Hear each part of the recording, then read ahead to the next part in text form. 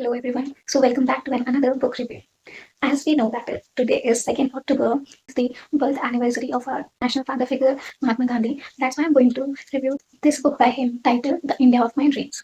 I had always been curious to know and read about Mahatma Gandhi's ideas and principles because there had been such contradictory views around. That's why I wanted to analyze his thoughts on my own by reading his views and his works.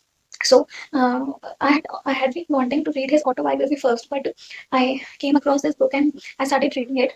First of all, disclaimer that yes, this book gets quite boring at times, and hence it took me a very long time to finish it.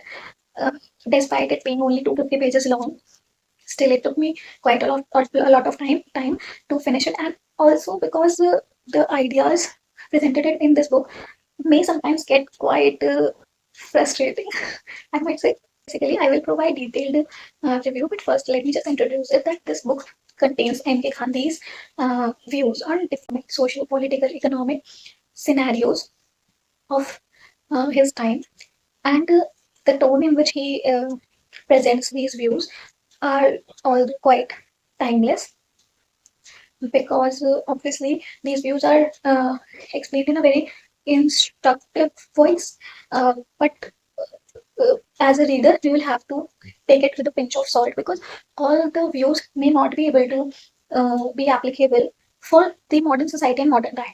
First of all, very interesting thing about this book is that the forward of this book is written by Dr. Rajendra Prasad, first president of India, and then the book which I have read, this particular edition is its first edition, and there are around 75 chapters on different topics. For example, first chapter itself is India of My Dream, then the meaning of Swaraj. This particular chapter I liked a lot and it was quite interesting to read. Then defense of nationalism, democracy, India and socialism, communism, then choice before labor, rights and duties, then Sarvodaya, the concept of Sarvodaya, non-violent economy, Sarvodaya state, and the village republic, Panchayati Raj.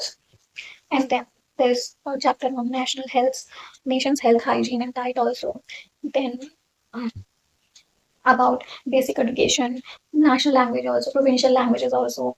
Then women's education, sex education, children, communal unity, and regeneration of Indian women, and Hindi in the south, and the problem of minorities, India, Pakistan, and Kashmir, and India and the world peace, and many more. One more interesting thing about this book is that the preface of this book is written by R.K. Prabhu, who states that he has translated this book from Gujarati into English or collected some of M.K. Gandhi's ideas, which are originally stated in Gujarati, and hence he has to find similar equivalent in English language just to make this compilation a complete piece of it, a complete little piece.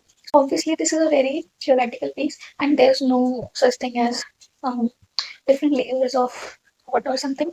But I can say that in this book, when I read some chapters like on Swaraj, Sarvodaya State, and Panchayati Raj, all these views, I was quite intrigued because I had just heard the terms, but I was not aware of the deep technicalities of conceptual knowledge that was associated with those terms. But there were also some chapters which agitated me from inside, and that's why I said that you should read uh, people's such books which portray people's opinion with a pinch of salt. You should not take each and every bit if you idolize someone, or if it is ideologically portrayed to be a visionary or legend, because as time changes, views also become outdated. For example, in this book, M.K. Gandhi explains his M.K. Gandhi expresses his thoughts in a very, very firm voice, which was good. But actually, this at times seemed very unilayered because uh, in any particular situation, there might be multiple realities, multiple solutions, and multiple directions to view it of perspective. But M.K. Gandhi's way of speaking or expressing is so strong that sometimes it happens to me, but sometimes it can infuriate you as well. That how can someone like dictate only their own way? For example, there was a chapter on usages of contraceptives, and in this chapter, he outrightly just negates the use of it, and he in fact says that it is a sinful act because we are obstructing nature's law. And the real conclusion might be to have self discipline. Okay, right, very good. But you need to understand and accept that all the people can't be on the same level. A laborer, a farmer, a business person, a politician, an activist can't be at the same level morally, academically, or at from an emotional maturities perspective also. All human beings are different and all can't be of the same shade and same color. That's why I said that sometimes these thoughts seem very unilateral and as if it is assumed that all the people can be as per your own thought and wishes. So this thing kind of infuriated me in in between my dating journey. One more thing that the solutions provided in it or society or different sections of society, be it the underprivileged class, minority class, women or children or youth, the ideas provided for them are quite rhetoric in nature. Uh, it is said in a very moralistic way, but actually over the time morals lead to exploitation, and we can't forget this thing. Also, there was a chapter on economy, and in that chapter, a peaceful and a self-reliant economy is preferred, which India of today, India of 21st century is trying to become for sure. But the idea of a closed economy is prescribed in this book, which is obviously not suitable for today's scenarios. Apart from it, there was one more thing. Yes, the idea of population. At some point, he explains that India's population might not be a trouble for this rich soil of Bharat. Uh, but what about today's scenarios? That's why I said that these views are quite idealistic, on the verge of being extreme.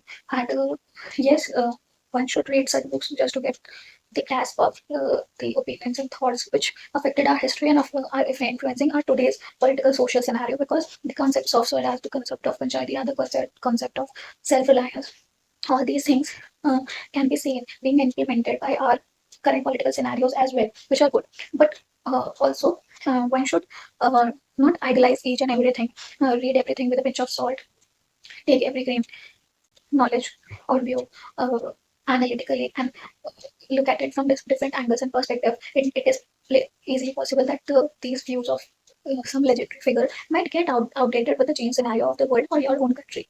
So that is it. How I think I would give it. If I would give this book only 2.5 or maybe 3 stars, because I got bored and some thoughts didn't align to my perspective. But at the same time, I think if you want to have a knowledgeable perspective on such personalities, you should read their original views rather than depending on some views presented to by some news channel or some any literal any elite figure in your life. So educate yourself and make your own informed point of view about everything. So this is it. This is my final review of this book. You can read it if you are an intermediate or advanced reader. If you are a beginner, I think you should avoid this book because it is not that engaging. It demands academic point of view to read it. So it is not a book, a literary piece which will be read only for fun. Obviously, you should read it just to get knowledge and for serious perspective. Also, the English used in this book is a bit at intermediate or advanced level. There are some good vocabulary. So if you want to enhance your vocabulary, you can read it. But if you are a beginner, you might get difficulty in reading, so avoid it. So this is it for this video. I will meet with another book with another